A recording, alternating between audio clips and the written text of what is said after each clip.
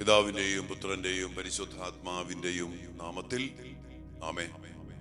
സ്വർഗീയ പിതാവേ, അങ്ങ് ഞങ്ങൾക്കായി ഒരുക്കിയിരിക്കുന്ന രക്ഷ സ്വന്തമാക്കുവാൻ വലിയ ആഗ്രഹത്തോടെ അങ്ങേ തിരുസന്നിധിയിലേക്ക് ഞങ്ങൾ ഇതാ കടന്നു വരുന്നു. ഞങ്ങളുടെ മക്കളെയും ഞങ്ങളുടെ കുടുംബങ്ങളെയും ആ രക്ഷയിലേക്ക് ചേർത്ത് പിടിച്ചുകൊണ്ട് ഞങ്ങൾ പ്രാർത്ഥിക്കുന്നു. കർത്താവേ, യോഗ്യതയോടെ തിരിച്ചറിവോടെ അങ്ങ് നൽകുന്ന രക്ഷ കൈവരിക്കുവാൻ അങ്ങ് ഞങ്ങൾക്ക് കൃപ നൽകണമേ. ഈ നോമ്പുകാലത്തിന്റെ ഈ അവസാന ദിവസങ്ങളിൽ കർത്താവേ, അങ്ങ് ഞങ്ങൾക്ക് വേണ്ടി തരുന്ന അനുഗ്രഹങ്ങള്, കൃപകള്, അതിലൂടെയുള്ള രക്ഷ, സൗഖ്യം, വിടുതൽ, വിജയം അതിന്റെ പൂർണ്ണതയിൽ സ്വന്തമാക്കിയെടുക്കാൻ ഞങ്ങൾക്കും ഞങ്ങളുടെ മക്കൾക്കും ഇടയാകട്ടെ. ഞങ്ങൾ ഈ ശുശ്രൂഷയെ പങ്കെടുക്കുമോ ഈ ശുശ്രൂഷയിലൂടെ അങ്ങയുടെ രക്ഷയും കൃപയും അദൃശ്യമായിട്ടെന്ന പോലെ ഞങ്ങളുടെ മക്കളിലേക്ക്, ഞങ്ങളുടെ പ്രിയപ്പെട്ടവരിലേക്ക്, ഞങ്ങളുമായിട്ട് ബന്ധപ്പെട്ട എല്ലാവരിലേക്കും അതിലൂടെ ലോകം മുഴുവനിലേക്കും അവിടുന്ന് പ്രവഹിപ്പിക്കണമേ എന്ന് ഞങ്ങൾ ഒരുമിച്ച് പ്രാർത്ഥിക്കുന്നു. അമ്മ മാതാവേ, അമ്മ ഞങ്ങൾക്ക് വേണ്ടി പ്രാർത്ഥിക്കണമേ. യേശുദൈവ പിതാവേ, സകല വിശുദ്ധരെ, ഞങ്ങളുടെ പേരിന് കാരണഭൂതരായ വിശുദ്ധരെ, നിങ്ങളെല്ലാവരും ഞങ്ങൾക്ക് വേണ്ടി പ്രാർത്ഥിക്കണമേ. ഈശോയെ, ഈ പ്രാർത്ഥനയിലായിരിക്കുന്ന ഈ മക്കളെല്ലാവരെയും അനുഗ്രഹിക്കണമേ. ഇവരുടെ കുടുംബങ്ങളെ, പരീക്ഷ എഴുതുന്ന മക്കളെ, മക്കളുടെ എല്ലാ നിയോഗങ്ങളെ കർത്താവേ അവിടുന്ന് അനുഗ്രഹിക്കണമേ.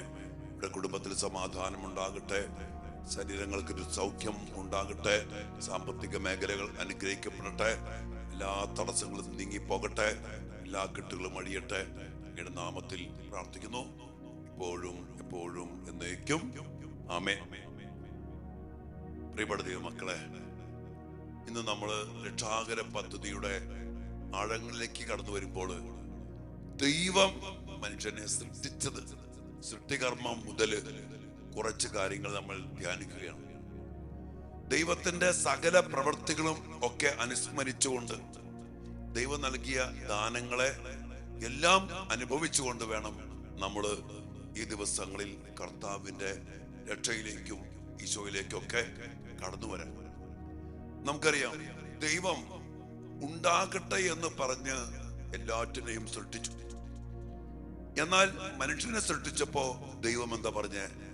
നമുക്ക് നമ്മുടെ ഛായയിലും സാദൃശ്യത്തിലും മനുഷ്യനെ സൃഷ്ടിക്കാമെന്ന് പറഞ്ഞ് കളിമണ്ണ് കൊണ്ട് അവനെ രൂപപ്പെടുത്തി. എന്നിട്ട് ദൈവം ചെയ്തത് എന്താണ്? തന്റെ ജീവന്റെ ശ്വാസം അവന്റെ നാസാരന്ധ്രങ്ങളിലൂടെ അവനിലേക്ക് നിശ്വസിച്ചു. ജീവന്റെ ശ്വാസം. അപ്പോൾ അവൻ ജീവനുള്ളവനായിട്ട് മാറി.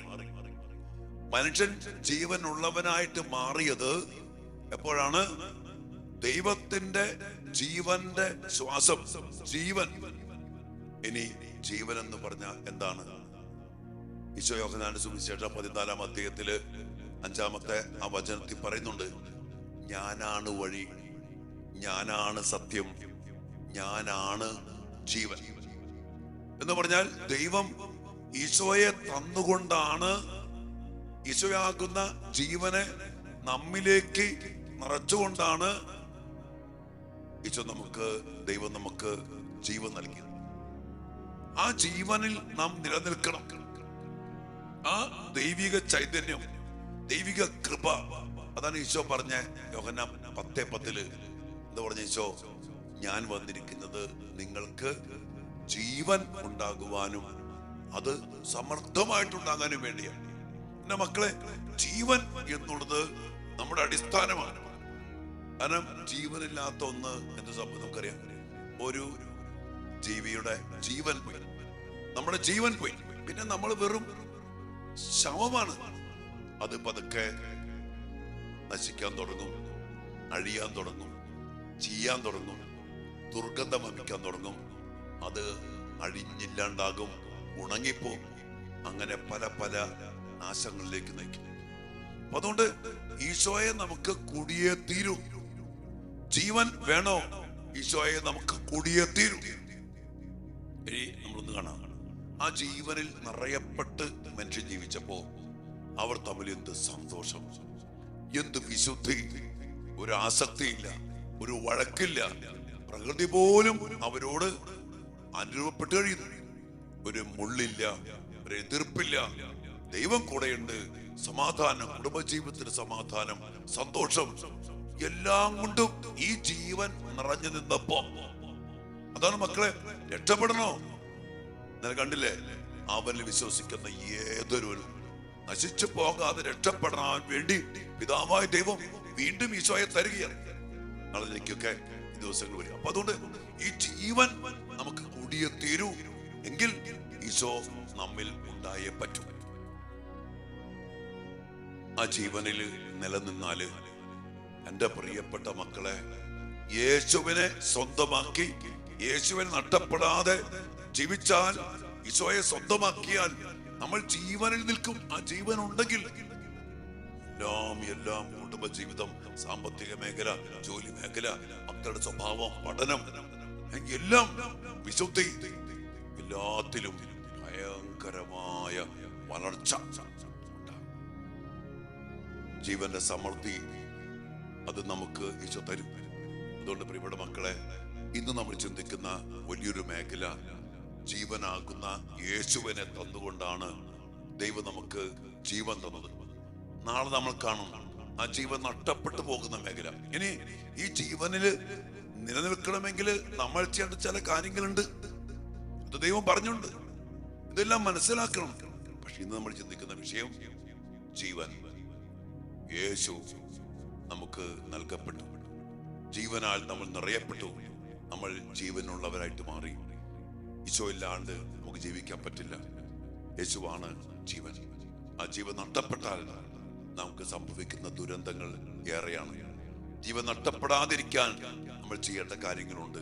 ഇതൊക്കെ മനസ്സിലാക്കിക്കൊണ്ട് നമുക്ക് ഈ ദിവസങ്ങളിൽ നമുക്ക് ധ്യാനിക്കാം, ഈശോയ്ക്ക് വേണ്ടി ആഗ്രഹിക്കാം. ജീവൻ വേണോ? ചെയ്യാതിരിക്കണോ? നശിക്കാതിരിക്കണോ? മുടങ്ങിപ്പോകാതിരിക്കണോ? ഫലങ്ങൾ പുറപ്പെടുവിക്കണോ? വളരണോ? എന്തു വേണം? ജീവൻ. ജീവൻ വേണമെങ്കിൽ ഈശോയെ കൂടിയേ തീരും. ഈശോയെ തന്നുകൊണ്ടാ ജീവൻ നൽകിയത് കർത്താവ്.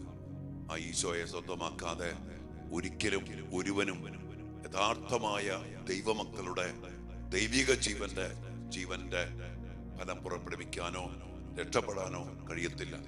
ഈ ജീവനില്ലാതെ പോയത് കൊണ്ടാണ് മക്കളെ ഈ ലോകത്തിൽ നടക്കുന്ന എല്ലാ യുദ്ധങ്ങള്, ആക്രമണങ്ങള്, മ്ലേച്ഛതകള്, അശുദ്ധി, ലഹരി വഴി പിഴച്ച ജീവിതങ്ങൾ കുറിച്ചൊക്കെ നാളെ കാണാം. നമുക്ക് പ്രാർത്ഥിക്കാം മക്കളെ, കർത്താവിനെ സ്വന്തമാക്കി ജീവിക്കാൻ, ഈശോയാകുന്ന ജീവനെ സ്വന്തമാക്കി ജീവിക്കാൻ, ആ ഈശോയിൽ വളരാൻ നമുക്കിടയാകട്ടെ. അതിനുവേണ്ടി നമുക്ക് നമ്മയും നമ്മുടെ മക്കളെയും നമ്മുടെ കുടുംബത്തെയും നമ്മുടെ പ്രിയപ്പെട്ടവരെയും ഈ ലോകം മുഴുവനെയും നമുക്ക് സമർപ്പിച്ച് പ്രാർത്ഥിക്കണം. അതുകൊണ്ട് നമുക്ക് ഈ അടിസ്ഥാനം മനസ്സിലാക്കാൻ, ജീവൻ ഈശോ നമുക്ക് കൂടിയേ തീരും, എന്നാലേ വളരാൻ പറ്റൂ. ഈശോ അനുഗ്രഹിക്കട്ടെ. പ്രാർത്ഥനയോടെ നമ്മുടെ പരീക്ഷ എഴുതുന്ന എല്ലാ മക്കളെയും സമർപ്പിച്ച് പ്രാർത്ഥിക്കുന്നു. ഈശോയാൽ നിറയപ്പെട്ട് ജീവന്റെ സമൃദ്ധിയിൽ നമ്മുടെ മക്കൾ പരീക്ഷ എഴുതട്ടെ. ഈശോയാൽ നയിക്കപ്പെടുന്ന, നിയന്ത്രിക്കപ്പെടുന്ന ഒരു ജീവിതം നമ്മുടെ മക്കൾക്ക് സംലഭ്യമാകട്ടെ. അതിനുവേണ്ടി നമുക്ക് പ്രാർത്ഥിക്കാം. ധാരാളം ഫലം നമ്മുടെ മക്കൾ പുറപ്പെടുവിക്കും. യേശുവിൽ ആമേൻ. പരിശുദ്ധ പരമ ദിവ്യകാരുണ്യത്തിന് നേരവും ആരാധനയും സ്തുതിയും പുകഴ്ചയും ഉണ്ടായിരിക്കട്ടെ. ഞങ്ങളുടെ ജീവനായ ഈശോയെ, ഞങ്ങളുടെ ജീവന്റെ കാരണമായ ഈശോയെ, അങ്ങയെ തന്നുകൊണ്ടാണല്ലോ അങ്ങ് ഞങ്ങൾക്ക് ജീവൻ നൽകിയത്. അങ്ങയെ കൂടാതെ ഞങ്ങൾക്ക് ഒന്നും ചെയ്യാൻ സാധ്യമല്ലെന്ന് അങ്ങ് പറയുമ്പോ ഞങ്ങളുടെ സൃഷ്ടികർമ്മത്തെ തന്നെ ഞങ്ങളൊന്ന് മനസ്സിലാക്കുകയായിരുന്നു. കളിമണ്ണ് കൊണ്ട് അങ്ങയുടെ ഛായയിലും സാദൃശ്യത്തിലും ഞങ്ങളെ സൃഷ്ടിച്ചതിന് ശേഷം ജീവൻ നൽകാൻ വേണ്ടി അങ്ങയെ തന്നെ തന്നുകൊണ്ടാണ് ഞങ്ങളെ ജീവനുള്ളവരാക്കി മാറ്റിയതെന്ന് പറയുമ്പോ ആ സ്നേഹം എത്രയോ വലുതാണ് ഈശോയെ. അങ്ങയെ കൂടാതെ അങ്ങയിൽ നിന്ന് അകന്നു പോകാനായിട്ട് ഇടയാകാത്ത വിധത്തില് അങ്ങയെ തന്നെ ഞങ്ങൾക്ക് നൽകി.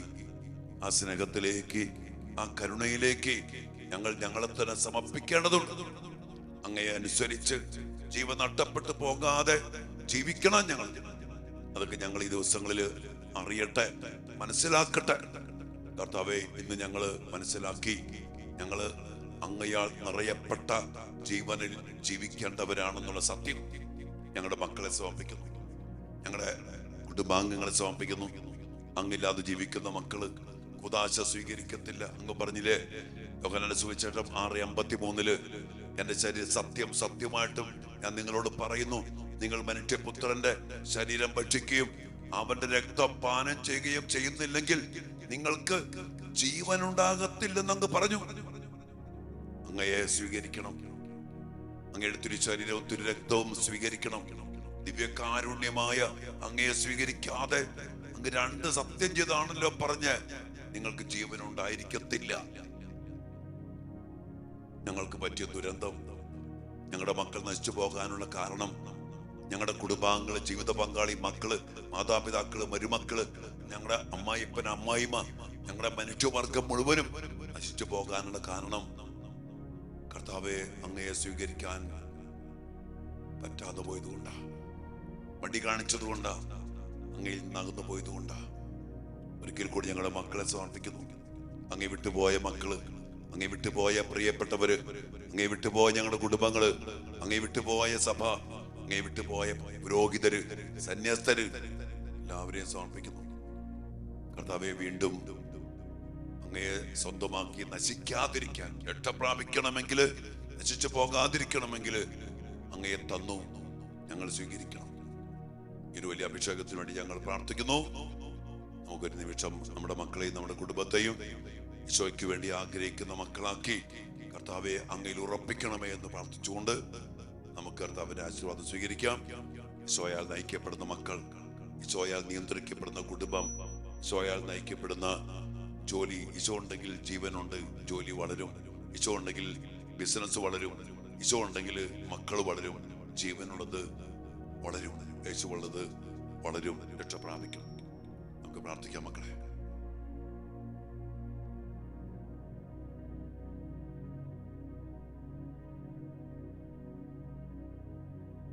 പരിശുദ്ധ ശരീരത്താലും വിലയേറിയ രക്തത്താലും പാപത്തിൻ കറകളിൽ നിന്നും മർത്യനു നീ മോചനമേകി സകലേശാ ദിവ്യ കടാക്ഷം തൂകണമേ വത്സല സുതരിൽ നിർമ്മലരായി ജീവിച്ചിടുവാൻ ചിന്തണമേ ദിവ്യവരങ്ങൾ. എല്ലാ വരങ്ങളും ചിന്തി യഥാർത്ഥമായി സത്യം ഗ്രഹിച്ച് അങ്ങേ സ്വന്തമാക്കുവാൻ ഞങ്ങളെയും ഞങ്ങളുടെ മക്കളെയും ഞങ്ങളുടെ കുടുംബങ്ങളെയും കുടുംബാംഗങ്ങളെയും അനുഗ്രഹിക്കണമേ എന്ന് പ്രാർത്ഥിച്ചുകൊണ്ട് കരങ്ങൾ ഉയർത്തി ആ കൃപ സ്വീകരിച്ച മക്കളെ ഹല്ലേലൂയ യേശുവേ.